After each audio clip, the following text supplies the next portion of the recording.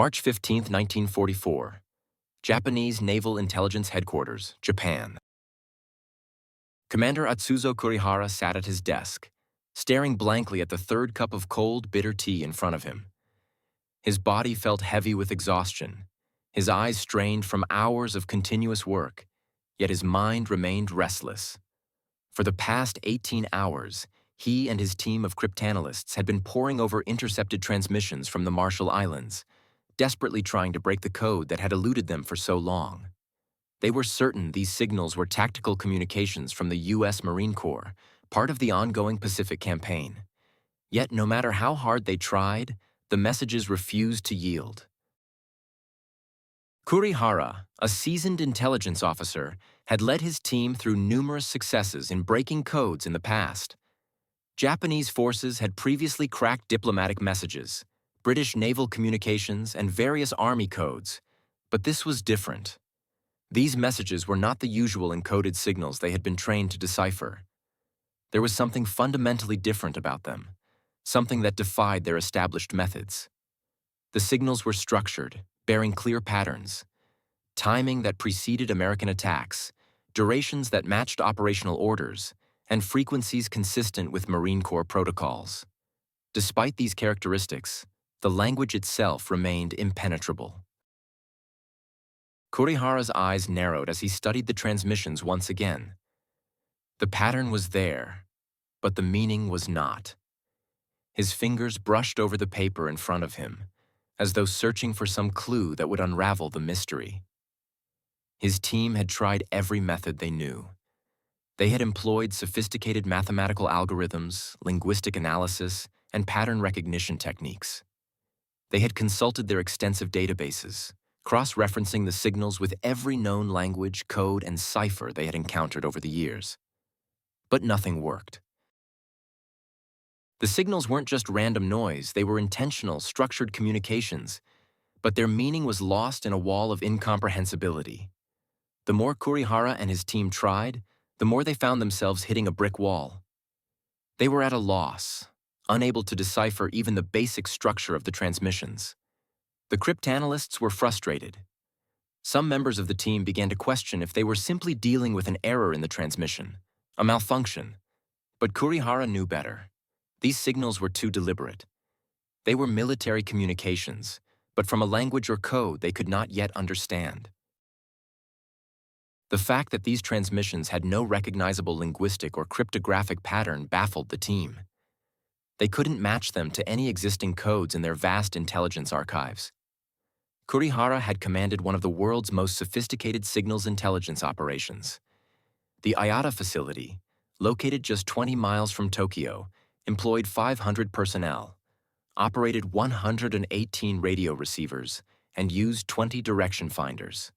The team had successfully broken American diplomatic codes, intercepted British naval messages, and even decoded encrypted military communications from the United States and its allies. But this was unlike anything they had encountered. Kurihara's mind raced. He had been confident in their ability to crack any code, to decode anything thrown their way. But this was different. They had always managed to outsmart the Americans in the past, using their technological superiority to break codes that were meant to be secure. Now, after 3 years of war, Japan's finest cryptanalysts were stumped by what appeared to be relatively simple messages. The more they analyzed, the less they understood. It wasn't just frustrating, it was humiliating. He could sense the growing unease in the room. The silence was deafening as the team worked tirelessly, trying and failing, their hopes fading with each passing hour. What Kurihara didn't know, and what no Japanese intelligence officer could have understood at that moment, was that the signals he was hearing were not just ordinary encrypted messages. They were the only unbroken military code in modern history. The code was so ingenious, so perfectly crafted, that it would remain unbreakable for years to come. This was the beginning of one of the greatest intelligence failures of the war, a failure that would haunt Japanese forces for the remainder of the conflict. And it all began with a simple, unbreakable code, the Navajo language, used by the U.S. Marines as the foundation for their secret communications. At this point in time, the Japanese intelligence community, despite its technological advances and cryptographic expertise, was unaware that they were confronting a code that no machine or mind could decipher. The Navajo language, with its intricate structure, complex phonetics, and cultural nuances, had evolved over millennia in a way that made it utterly impervious to any attempts at breaking it. The Japanese had no idea that what they were hearing were messages encoded in one of the most secure languages on Earth. And it would take years before the truth came to light, and the secret of the Navajo Code Talkers was finally revealed. The story of how the Japanese encountered an unsolvable code began not in the Pacific, but in the American Southwest, on the lands of the Navajo people. The Navajo language was unlike any other in the world, a linguistic fortress of sorts. In 1940, there were about 170,000 speakers of Navajo, and all of them lived on the vast reservations that spanned across Arizona, New Mexico, Utah, and Colorado. It was a language tied deeply to the land and culture, spoken primarily within their communities, but it would soon take on a new and unforeseen role in the war. The complexity of the Navajo language was unmatched. It was a verb-centered language, meaning that it expressed actions and ideas through an intricate system of prefixes that could combine to form millions of potential meanings. Its syntax, its structure, everything about it was designed to be flexible and layered. One word could carry an entire idea, and a slight shift in tone or phrasing could completely alter the meaning. The language also employed 4 distinct tones, high, low, rising, and falling, that changed the meaning of words depending on how they were spoken. For non-native speakers, such as those who spoke Japanese or English, the language was almost impossible to understand. The intricacies of the sound system, the shifting meanings, and the cultural depth of the words made it an impenetrable barrier for anyone who was not a native speaker.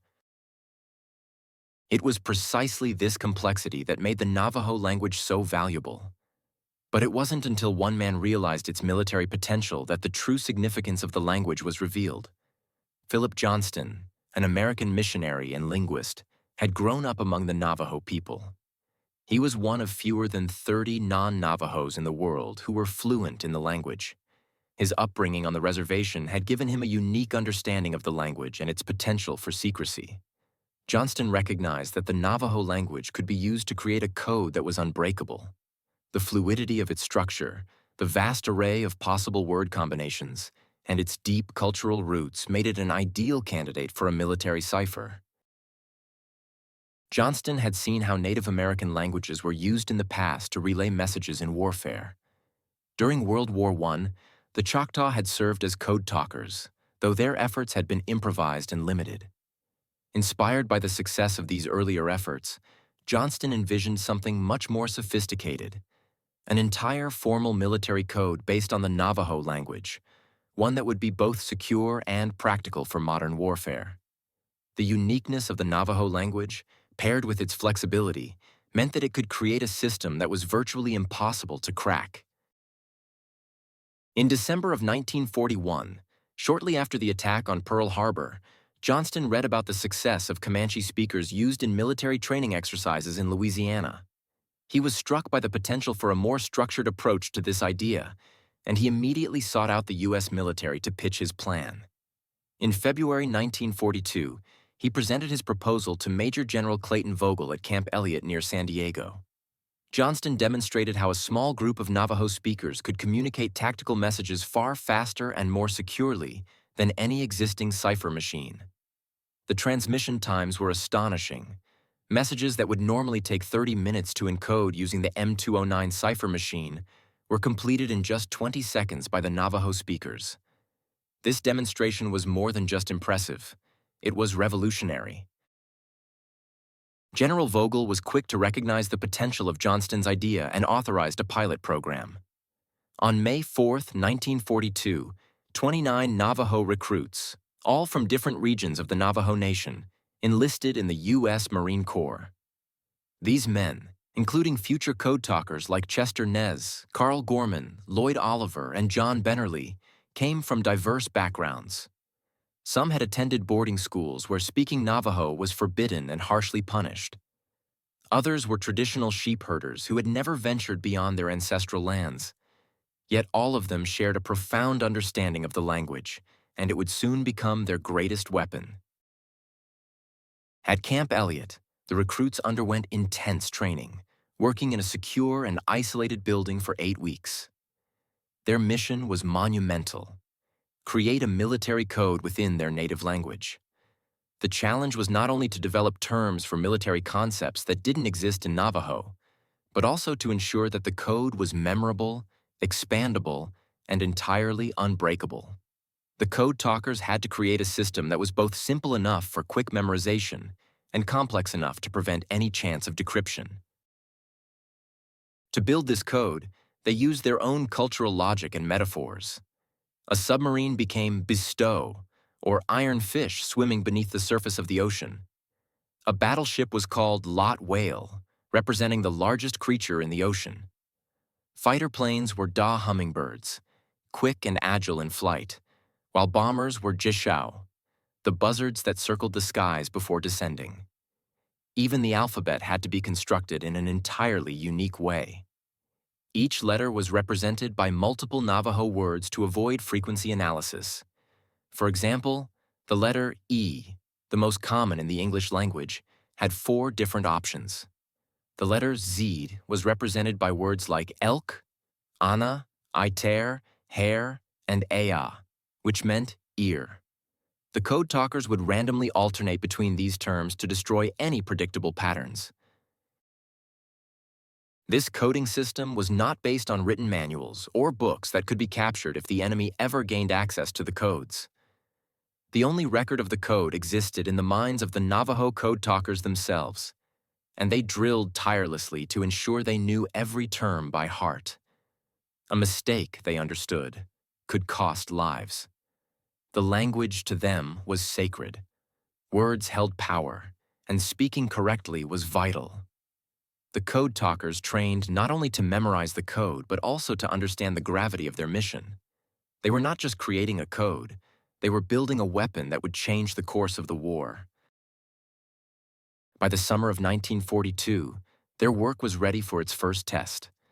The Code Talkers were deployed at Guadalcanal, where the first real test of their encryption would take place. The Japanese forces, anticipating the Allied invasion, had successfully intercepted other Allied communications. They were prepared for the assault. At least, they thought they were. What they didn't expect was the coded transmissions of the Navajo Code Talkers, who sent messages across the battlefield that were incomprehensible to the Japanese, no matter how hard they tried to break the code. What the Japanese had failed to realize was that the code they were attempting to crack wasn't a machine-generated cipher or a simple code. It was a living, breathing language, rooted in centuries of culture. It was a language that not only defied linguistic analysis, but also spoke to the very heart of the Native American experience. The Navajo language, once considered a simple, regional dialect, had become the foundation of one of the most secure communication systems in military history. What the Japanese couldn't understand, and what they would never be able to crack, was that the very nature of the code was rooted in the richness of the Navajo people's heritage. This was a language not just of words, but of strength, culture, and history. A code that was unbreakable because it emerged from the deepest roots of human experience. The decision had been made, and 29 Navajo men began their work on creating a unique military code, a task that would prove far from easy. They were not simply tasked with translating English military terms into their native language. They had to invent entirely new words for concepts that had no direct equivalent in Navajo. The challenge was immense, as their language was not designed to communicate modern military concepts. They had to find ways to describe things like tanks, airplanes, and bombers in a manner that would make sense within their culture, while also ensuring that the terms would be obscure enough to remain secure. One of the first challenges they faced was translating simple, everyday objects and machines into something meaningful within the framework of Navajo. For example, the word for submarine became bestow, or iron fish. a term that symbolized the submarine's silent and mysterious movement under the sea. A bomber was given the term Jeisho, which referred to a buzzard, a bird that circled high in the sky before swooping down to strike. Each new term had to align with the culture, the worldviews, and the metaphors embedded within the Navajo language, but it also had to be functional in the fast-paced world of military communication. The Navajo speakers worked diligently, combining their rich cultural heritage with the modern military concepts they had been tasked with. The language, though highly complex, was remarkably adaptable to this kind of innovation. Yet the complexity was also what made it so powerful. It wasn't just a code that could be cracked by a cipher machine or traditional cryptography techniques. The depth of the language's structure, its reliance on tone, and the cultural metaphors embedded in each word meant that even if someone could hear the words, they could never understand the meaning without being trained in the Navajo Code. As the code began to take shape, the Navajo recruits spent long hours memorizing the terms and practicing how to quickly transmit them over the radio. The work was grueling and demanded total concentration. Each letter of the alphabet was assigned multiple words, ensuring that the same letter could never be predicted. For example, the letter E, which appeared most often in English, had 4 different Navajo alternatives, which the speakers could randomly choose from to prevent frequency analysis.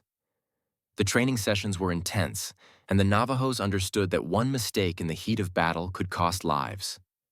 They drilled continuously, perfecting their memory and their speed. By the summer of 1942, after 2 months of rigorous training, the Navajo Code Talkers were ready for their first real test.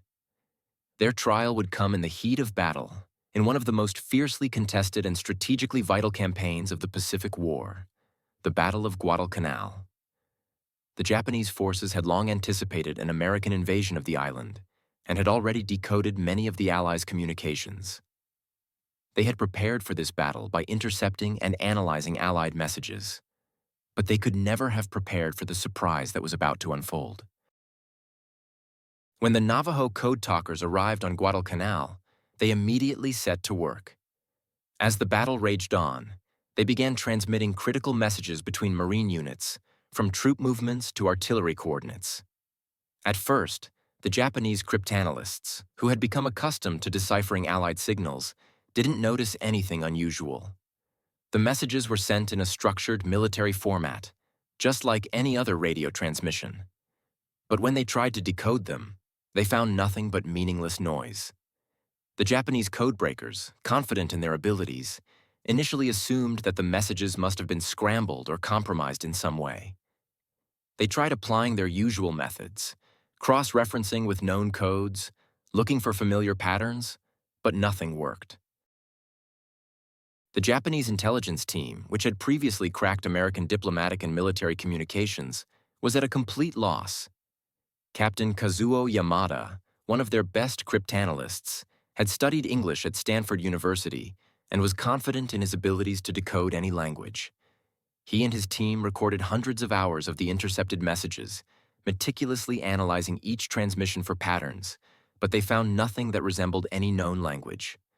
The tone of the transmissions, the rhythm, and the structure, they all pointed to something recognizable as a form of communication, but it was like nothing the Japanese had ever encountered before.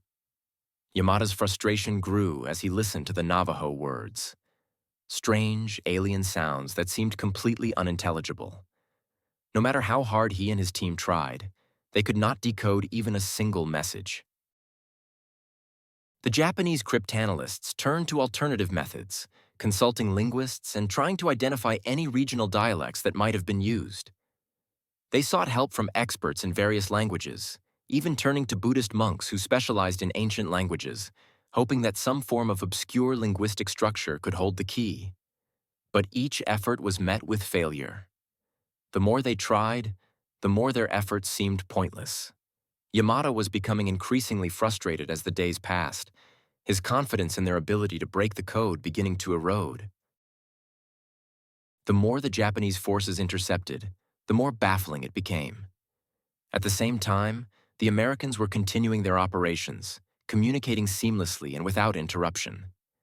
The code that the Navajo speakers had developed was functioning perfectly.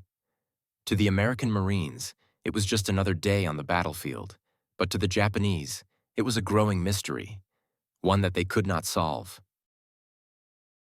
The first real proof that the code was working came when Chester Nez, one of the Navajo Code Talkers, transmitted artillery coordinates that helped destroy a Japanese machine gun nest on Guadalcanal. The transmission was quick and precise, taking just 14 seconds. The Japanese intercepted it, but to them, it was nothing more than a meaningless jumble of noises. Within minutes, American artillery was landing exactly where it was needed, and the Japanese forces were left blind and disoriented. They had no idea what was happening. They couldn't even understand the messages, let alone anticipate the next move. As the days passed, the Japanese realized that they had encountered something entirely new, a code so secure that even their best minds could not break it. The more they tried, the more they were defeated by something they couldn't even begin to understand. This was the first time the Japanese had truly faced a code they couldn't crack, and it left them with a sense of helplessness that they had never experienced before. Their technological superiority, their best cryptanalysts, their finest minds, they had all been rendered useless against this impenetrable barrier. At this point, the Japanese began to recognize that they were fighting blind. The transmissions they had intercepted provided no useful intelligence. They couldn't anticipate American movements, they couldn't interpret tactical messages, and worst of all, they couldn't figure out how to break the code. The more they tried, the more they realized they were completely at a disadvantage. Their efforts to decode the Navajo messages were fruitless, and the failure to do so marked the beginning of a shift in the war, a shift they were not prepared for. As the battle for Guadalcanal raged on, the Navajo Code Talkers continued to perform their vital role in the American war effort. Each transmission they made carried critical military intelligence, and each message sent in the Navajo Code was, once again, a mystery to the Japanese forces. The messages that the Code Talkers transmitted were more than just tactical orders. They were a key to winning battles, a lifeline for American troops engaged in intense combat. And yet, to the enemy, these transmissions were indecipherable, a constant reminder that they were facing an unprecedented challenge. Despite all their efforts, the Japanese cryptanalysts could not crack the code. They used every resource at their disposal, including the best linguists, specialized techniques, and high-level cryptographic strategies. They attempted to isolate patterns in the transmission and experimented with slowing the recordings, trying to find a key to unlock the meaning. The Japanese military even tried bringing in experts from different fields, hoping that some obscure method might work, but with no success. It was as if the code was invisible to them, something beyond their comprehension, completely out of reach. The more they struggled, the more desperate their situation became. And still, no breakthrough came. The moment of realization came when one particular message was transmitted. It was a simple artillery coordinate, a tactical message that would have been sent in mere seconds by any other method. But for the Japanese, it was incomprehensible. The Navajo Code Talker had transmitted the coordinates in just 14 seconds, a fast, secure process that would have normally taken over 30 minutes using the standard M209 cipher machine. The artillery strike was immediate and deadly accurate, hitting its target with devastating precision. The Japanese forces, who had been watching their own communications intercepted and analyzed with great skill, were left in a state of complete confusion. The transmission had been intercepted, but it was just an incomprehensible jumble of words. They had no way of understanding it. The frustration was palpable among the Japanese cryptanalysts, especially for Commander Atsuzo Kurihara and his team.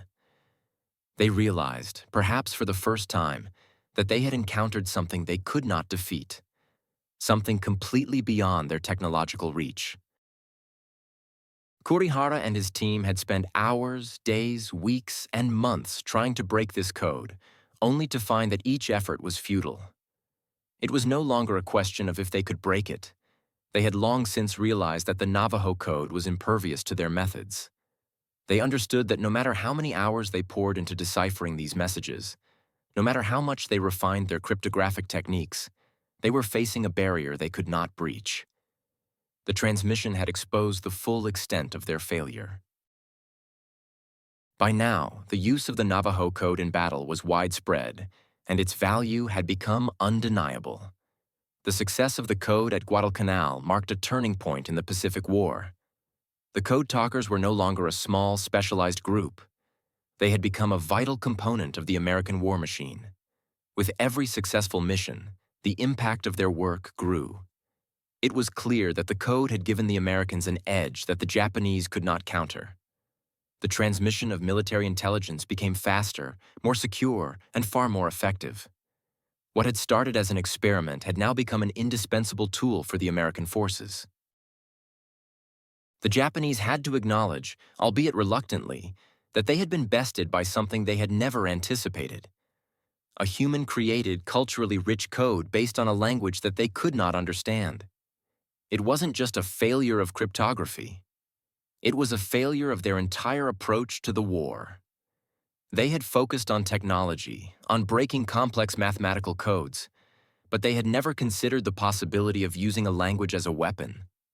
The Navajo Code Talkers had turned the very nature of their language into a strategic advantage, and the Japanese could do nothing but watch as their efforts were rendered useless. The success of the Code Talkers on Guadalcanal had immediate and profound consequences. The U.S. military quickly realized the true value of the code, and the program was expanded almost immediately. What had been a small initiative, limited to a handful of Navajo speakers, rapidly grew into a key part of the American war effort. The Navajo Code Talkers became an integral part of every Marine division, their role in the Pacific campaigns becoming increasingly important as the war progressed. The effectiveness of the code in securing military communications was unparalleled, and it was clear that the Navajos' contribution was vital to the success of Allied operations in the Pacific. Their success wasn't just a matter of breaking the enemy's defenses. It was a strategic breakthrough that changed the course of the war. The Japanese had not just been outmatched in terms of technology, they had been defeated by the very essence of human ingenuity and cultural strength. The Code Talkers had turned their language into a weapon that the enemy could neither understand nor overcome. The realization of the Japanese forces that they had been unable to break this code marked a significant turning point in the Pacific War, one that highlighted the power of human diversity and adaptability over technological superiority. The Navajo Code Talkers had demonstrated that sometimes the most powerful weapon is not a machine, but a human-made system of communication based on culture, language, and history. As the U.S. military expanded the program and more Navajos were trained to serve as Code Talkers, the value of the language-based code became even clearer. The success on Guadalcanal, followed by continued victories where the code played a crucial role, solidified the importance of the Code Talkers in the war effort. What had started as a small, experimental program had grown into one of the most successful and secretive aspects of military intelligence in modern warfare. The Navajo Code Talkers, once overlooked, now stood at the center of the Allied strategic operations in the Pacific, their role indispensable to the eventual defeat of Japan. The impact of the Navajo Code Talkers on the war effort was profound, and the consequences of their contributions extended far beyond the immediate military successes. The Japanese cryptanalysts, who had once been so confident in their ability to decode any communication, were faced with a challenge they could not overcome. For Commander Atsuzo Kurihara and his team, it was a realization that not only had they failed to break the code, but they had been outmatched by something far more complex than they had ever anticipated. The cryptographic methods and technologies they had relied on for years proved useless against a code created from a living, evolving language, one that could not be captured by mathematical algorithms or technical analysis. The failure to decipher the Navajo Code marked a turning point in the war, as it became increasingly clear that the strength of the American forces lay not in their superior weaponry, but in the power of human adaptability and cultural diversity. The military success of the Code Talkers was only the beginning. The role they played in securing critical communications, ensuring the success of major campaigns such as Guadalcanal, Iwo Jima, and Okinawa, and turning the tide of the war in the Pacific could not be overstated. What had begun as a small experiment with language, a desperate attempt to find a code that could not be cracked, turned into a strategic advantage that would influence the course of history. The Navajo Code Talkers not only contributed to military victories, but also demonstrated the incredible potential of cultural diversity to shape global events. They showed the world that victory did not come from technology alone, but from the richness of human experience, creativity, and cultural resilience. When the war ended, the Code Talkers returned home as heroes, yet their triumphs remained hidden from the public eye. Their contributions were kept classified, part of the military's secret arsenal, and they were not allowed to speak of their work. The Code Talkers returned to their communities, quietly going back to their lives, without the recognition they so rightfully deserved. For decades, their achievements were overshadowed, and their story remained largely untold. It wasn't until 1968, more than 20 years after the end of the war, that the program was officially declassified, and the world began to learn of the incredible work these men had done. In the years following the war, the Code Talkers became symbols of American strength and the uniqueness of the American spirit. They represented not just the military might of the United States, but the power of cultural pride and unity in the face of adversity. The Navajo Code Talkers, who had once been seen as outsiders in the broader American society, now became icons of resilience, courage, and ingenuity. Their story was a testament to the strength of the Navajo people, who had preserved their language and culture in the face of immense challenges, and to the broader message that diversity, when harnessed effectively, could become one of the greatest strengths in times of crisis. As time passed, the Navajo Code Talkers' contribution to the war effort came to be seen as one of the most remarkable achievements in military history.